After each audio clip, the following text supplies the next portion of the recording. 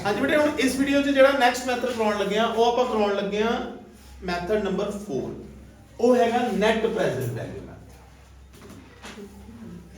Net present value method ਇਹਦੇ ਵਿੱਚ ਕੀ ਹੁੰਦਾ ਬੇਟੇ ਸਾਨੂੰ ਨਾ ਡਿਸਕਾਊਂਟ ਰੇਟ ਦਿੱਤਾ ਹੁੰਦਾ ਡਿਸਕਾਊਂਟ ਰੇਟ ਵੀ ਕਹਿ ਸਕਦੇ ਹਾਂ ਇਨਫਲੇਸ਼ਨ ਰੇਟ ਤੋਂ ਜਿਹੜਾ ਕਹਿ ਸਕਦੇ ਹਾਂ ਜਿੱਦਾਂ 10% ਤੇ ਸਾਨੂੰ ਡਿਸਕਾਊਂਟ ਰੇਟ ਦਿੱਤਾ ਹੋਇਆ ਮੈਂ ਸਿੱਧਾ ਚੱਕ ਲਾਂਗਾ 0.91 10% ਤੇ ਡਿਸਕਾਊਂਟ ਰੇਟ ਦੀ ਜਿਹਨੂੰ ਪ੍ਰੈਜ਼ੈਂਟ ਫੈਕਟਰ ਵੀ ਕਹਿ ਦਿੰਦੇ ਨੇ 0.91 0.83 0.75 0.68 0.62 ਬੇਟੇ ਇਹ ਪ੍ਰੈਜ਼ੈਂਟ ਫੈਕਟਰ ਹੁੰਦਾ ਵਾ ਇਹਦੀ ਹੈਲਪ ਨਾਲ ਆਪਾਂ ਪ੍ਰੈਜ਼ੈਂਟ ਵੈਲਿਊ ਕੱਢਣੀ ਹੁੰਦੀ ਆ ਇਹ ਵੀ ਆਪਾਂ ਬੇਟੇ ਇਹਦੇ ਵਿੱਚ ਵੀ ਐਨੂਅਲ ਕੈਸ਼ ਇਨਫਲੋ ਹੀ ਯੂਜ਼ ਕਰਦੇ ਹਾਂ ਠੀਕ ਹੈ ਨਾ ਆਪਸ ਵਿੱਚ ਮਲਟੀਪਲਾਈ ਕਰਨਾ ਠੀਕ ਹੈ ਉਹ ਆ ਜਾਂਦੀ ਹੈ ਬੇਟੇ ਸਾਡੀ ਪ੍ਰੈਜ਼ੈਂਟ ਵੈਲਿਊ ਠੀਕ ਹੈ ਪ੍ਰੈਜ਼ੈਂਟ ਵੈਲਿਊ ਸਾਡੀ ਮਲਟੀਪਲਾਈ ਕਰਕੇ ਆ ਜਾਂਦੀ ਹੈ ਮੈਂ ਤੁਹਾਨੂੰ ਦੱਸ ਦਿੰਦਾ ਤਾਂ ਕਿ ਆਪਾਂ ਟਾਈਮ ਨਾ ਵੇਸਟ ਕਰੀਏ ਪ੍ਰੈਜ਼ੈਂਟ ਵੈਲਿਊ ਸਾਡੀ ਆ ਰਹੀ ਆ 10% ਰੇਟ ਤੇ 5005 5810 6375 2810 I'm sorry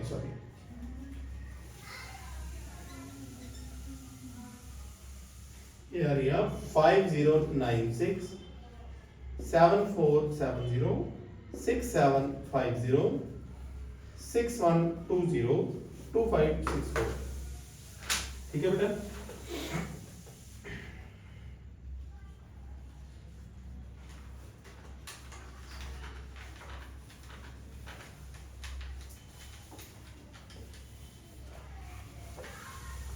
से 20 रहते हैं लास्ट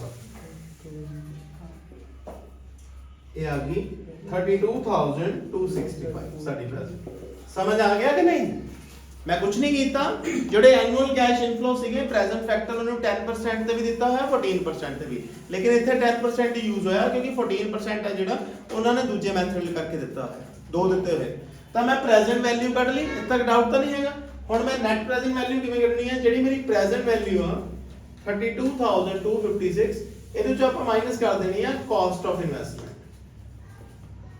ਜਾਂ ਪ੍ਰੈਜ਼ੈਂਟ ਵੈਲਿਊ ਆਫ ਆਊਟਫਲੋ ਕਿੰਨੀ ਆ ਜੀ 30,000 ਜੋ ਮੇਰੇ ਖਰਚੇ ਇਹ ਕਿੰਨਾ ਆ ਗਿਆ ਜੀ 2256 ਜੋ ਮੈਨੂੰ ਬਚਿਆ this is net present value ਜਿਹੜੇ ਪ੍ਰੋਜੈਕਟ ਦੀ ਜ਼ਿਆਦਾ ਹੋਊਗੀ ਅਸੀਂ ਉਹਨੂੰ ਸਿਲੈਕਟ ਕਰਾਂਗੇ ਠੀਕ ਹੈ ਜੀ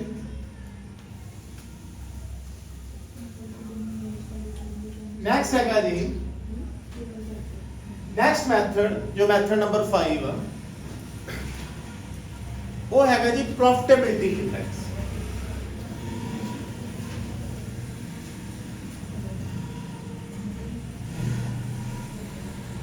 वो भी बेटे जे तुसी नेट प्रेजेंट वैल्यू कड्डी होगी तां ही होना प्रॉफिटेबिलिटी इंडेक्स दो तरह के होंगे ने gross profitability index and net profitability index ਇਹ ਕਿਵੇਂ ਕਰਦੇ ਆ ਆਪਾਂ ਗ੍ਰੋਸ ਪ੍ਰੋਫਿਟੇਬਿਲਿਟੀ ਇੰਡੈਕਸ ਦਾ ਫਾਰਮੂਲਾ ਹੁੰਦਾ present value of cash ਇਨਫਲੋਸ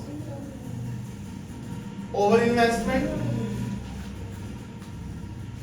present value of cash outflows over present value of net present value of cash outflow cash inflow over investment या cost of investment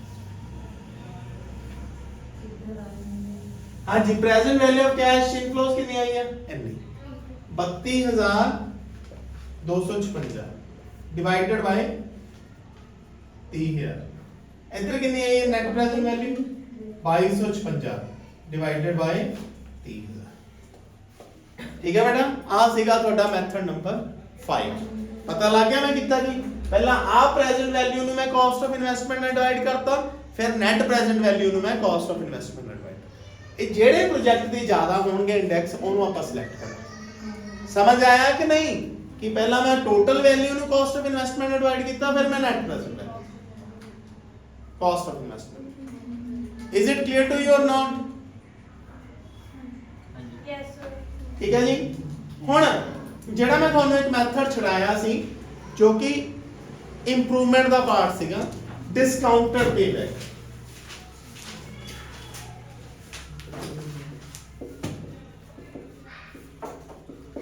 discounted payback period भी payback period की तरह ही हुंदा। Payback period च आपां आ चक के पैसे पूरे करते हैं, डिस्काउंटेड पेबैक च प्रेजेंट वैल्यू चक के पैसे पूरे किए जाते हैं कि जेड़ा 30,000 पूरा होना वा जो पेबैक पीरियड आ, इन्वेस्टमेंट सी जी 30,000 ਉਹਦੇ ਚ ਆਪਾਂ पेबैक पीरियड ਚ ਆ वैल्यूज चक के 30,000 पूरा करते हैं, डिस्काउंटेड पेबैक च ਆਪਾਂ प्रेजेंट वैल्यू चक के 30,000 पूरा करते हैं। करो जी, पहला साल, दूजा साल, तीजा साल।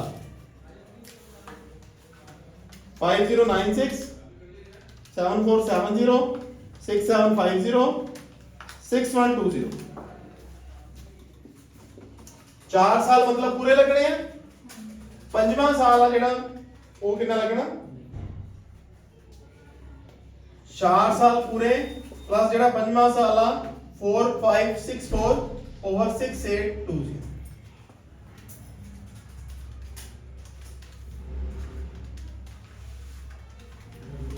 मतलब 4.66 year.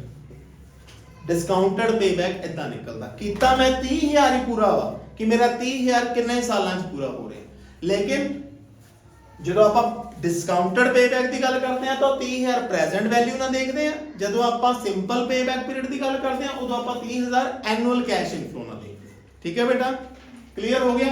Last method IRR, internal rate of return. Is it clear to you? Last IRR।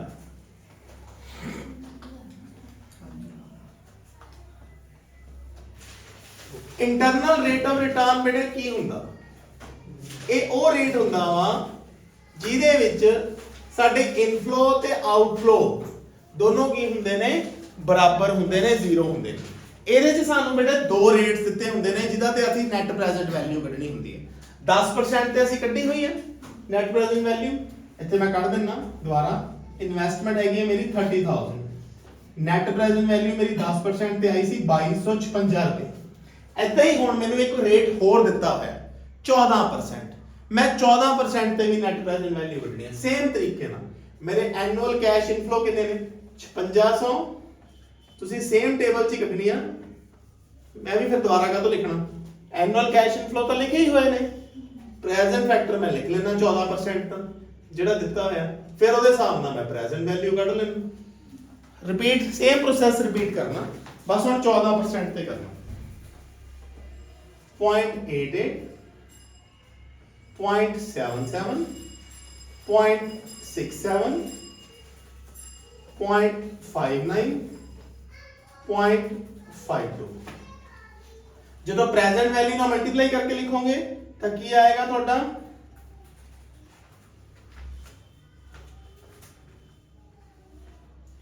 4928 6930 6030 5310 5720।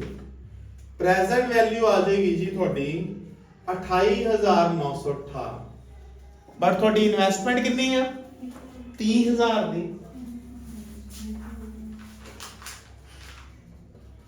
तो थोड़ी नेट वैल्यू कितनी आ गई? नेट प्रेजेंट वैल्यू नेगेटिव कितनी? 1081 थोड़ी नेट नेगेटिव च आ गई। ਹੁਣ ਤੁਹਾਡੀ ਇੱਕ ਪੋਜ਼ਿਟਿਵ ਚ ਇੱਕ ਨੈਗੇਟਿਵ ਚ, ਦੋਨੋਂ ਚਾਹੀਦੀਆਂ ਹੁੰਦੀਆਂ ਨੇ IRR ਕੱਢਣ ਵਾਸਤੇ। ਮੈਂ ਦੁਬਾਰਾ ਰਿਪੀਟ ਕਰਦਾ, ਇੰਟਰਨਲ ਰੇਟ ਆਫ ਰਿਟਰਨ ਚ ਆਪਾਂ ਇੱਕ ਦੋ ਰੇਟਸ ਦਿੱਤੇ ਹੁੰਦੇ ਨੇ, ਉਹਦੇ ਤੇ ਨੈਟ ਪ੍ਰੈਜ਼ੈਂਟ ਵੈਲਿਊ ਕੱਢਣੀ ਹੁੰਦੀ ਹੈ ਬੇਟੇ। ਇੱਕ ਪੋਜ਼ਿਟਿਵ ਚ ਆ ਗਈ, ਇੱਕ ਨੈਗੇਟਿਵ ਚ ਆ ਗਈ। ਹੁਣ ਆਪਾਂ ਅੱਗੇ ਫਾਰਮੂਲਾ ਲਾਉਣਾ ਹੁੰਦਾ IRR ਦਾ। ਉਹ ਫਾਰਮੂਲਾ ਕੀ ਹੁੰਦਾ? ਪੋਜ਼ਿਟਿਵ ਵਾਲਾ ਜਿਹੜਾ ਆਈ ਹੈ ਨੈਟ ਪ੍ਰੈਜ਼ੈਂਟ ਵੈਲਿਊ, ਉਹਦਾ ਰੇਟ ਚੱਕਣਾ ਹੁੰਦਾ 10% plus positive net present value over positive minus negative net present value into, मैं दोबारा रिपीट करना, स्पेस पता नहीं लग रहा। इंटरनल रेट ऑफ रिटर्न किवें निकलदा?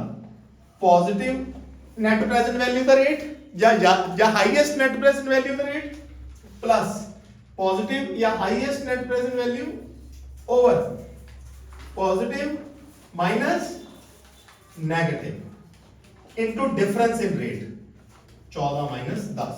ਹੁਣ ਆ ਚੀਜ਼ ਨੂੰ ਸੋਲਵ ਕਰਕੇ 10 ਦੇ ਵਿੱਚ ਸਿੱਧਾ ਐਡ ਕਰਨਾ, ਪਰਸੈਂਟੇਜਾਂ ਦੇ ਚੱਕਰਾਂ 'ਚ ਨਹੀਂ ਪੈ ਜਾਣਾ। ਇਹ ਆ ਗਿਆ ਜੀ ਤੁਹਾਡਾ 12.70। ਇੱਕ ਚੀਜ਼ ਮੈਂ ਤੁਹਾਨੂੰ ਇਹਦੇ 'ਚ ਦੱਸ ਦੇਣਾ ਚਾਹੁੰਦਾ ਬੇਟੇ, ਮੈਂ ਇੱਥੇ ਵਰਡ ਦੋ ਯੂਜ਼ ਕੀਤੇ ਆ। ਇੱਕ ਮੈਂ ਕੀਤਾ ਪੋਜ਼ਿਟਿਵ ਵਰਡ, ਇੱਕ ਮੈਂ ਕੀਤਾ ਹਾਈਐਸਟ, ਕਿਉਂਕਿ ਸਮ ਟਾਈਮ ਕੀ ਹੁੰਦਾ ਇਹਦੇ 'ਚ ਤਾਂ ਚਲੋ ਬਹੁਤ ਵਧੀਆ ਹੋ ਗਿਆ, ਇੱਕ ਪੋਜ਼ਿਟਿਵ ਆ ਗਈ ਇੱਕ ਨੈਗੇਟਿਵ ਆ ਗਈ, ਸਮ ਟਾਈਮ ਦੋਨੋਂ ਹੀ ਪੋਜ਼ਿਟਿਵ ਆ ਜਾਂਦੇ। ਫਿਰ ਆਪਾਂ ਜਿਹੜੀ ਮੂਰੇ ਰੇਟ ਰੱਖਣਾ ਉਹ ਜ਼ਿਆਦਾ ਵਾਲਾ ਰੱਖਣਾ। ਤੁਸੀਂ ਇਹ ਯਾਦ ਰੱਖੋ ਜ਼ਿਆਦਾ ਵਾਲਾ, ਜੇ ਨੈਗੇਟਿਵ ਆ ਗਿਆ ਤਾਂ ਵੀ ਤਾਂ ਉਹੀ ਜ਼ਿਆਦਾ ਵਾਲਾ ਉਹ ਰੇਟ ਰੱਖਣਾ, ਉੱਪਰ ਜ਼ਿਆਦਾ ਵਾਲੀ ਨੈਟ ਪ੍ਰੈਜ਼ੈਂਟ ਵੈਲਿਊ ਰੱਖਣੀ ਹੈ, ਨੀਚੇ ਦੋਨਾਂ ਦਾ ਡਿਫਰੈਂਸ ਰੱਖਣਾ ਮਲਟੀਪਲਾਈ ਬਾਈ ਡਿਫਰੈਂਸ ਇਨ ਰੇਟ। IRR ਜਿਹਦਾ ਜ਼ਿਆਦਾ ਹੋਊਗਾ ਉਹਨੂੰ ਸਿਲੈਕਟ ਕਰਨਾ। ਮੈਂ ਦੁਬਾਰਾ ਰਿਪੀਟ ਕਰਦਾ, ਪੇਬੈਕ ਪੀਰੀਅਡ ਜਿਹਦਾ ਘੱਟ, ਡਿਸਕਾਊਂਟਡ ਪੇਬੈਕ ਪੀਰੀਅਡ ਜਿਹਦਾ ਘੱਟ, ਐਵਰੇਜ ਰੇਟ ਆਫ ਰਿਟਰਨ ਜਿਹਦਾ ਜ਼ਿਆਦਾ, IRR ਜਿਹਦਾ ਜ਼ਿਆਦਾ, ਨੈਟ ਪ੍ਰੈਜ਼ੈਂਟ ਵੈਲਿਊ ਜਿਹਦੀ ਜ਼ਿਆਦਾ, ਪ੍ਰੋਫਿਟੇਬਿਲਿਟੀ ਇੰਡੈਕਸ ਜਿਹਦੇ ਜ਼ਿਆਦਾ, ਠੀਕ ਹੈ ਨਾ, ਪੋਸਟ ਪ੍ਰੋਫਿਟੇਬਿਲਿਟੀ ਜਿਹਦੀ ਜ਼ਿਆਦਾ। ਇਨ ਸ਼ਾਰਟ ਸਿਰਫ ਪੇਬੈਕ ਪੀਰੀਅਡ ਹੀ ਆ ਜਿਹੜੇ ਘੱਟ। ਸੋ ਇਹ ਸੀਗਾ ਤੁਹਾਡਾ ਫੁੱਲ ਫਲੈਜ ਵਿਦ ਆਲ ਮੈਥਡਸ ਜਿਹੜੇ ਆਪਾਂ ਦੋ ਵੀਡੀਓਜ਼ 'ਚ ਕਵਰ ਕਰ ਲਏ, ਠੀਕ ਹੈ, 7 ਦੇ 7। Thank you so much. ਇਹਦਾ ਮੈਂ ਸਾਮਾ ਜਿਹੜਾ ਉਹ ਵੀ ਵਿੱਚ ਐਡ ਕਰ ਦਿੰਦਾ।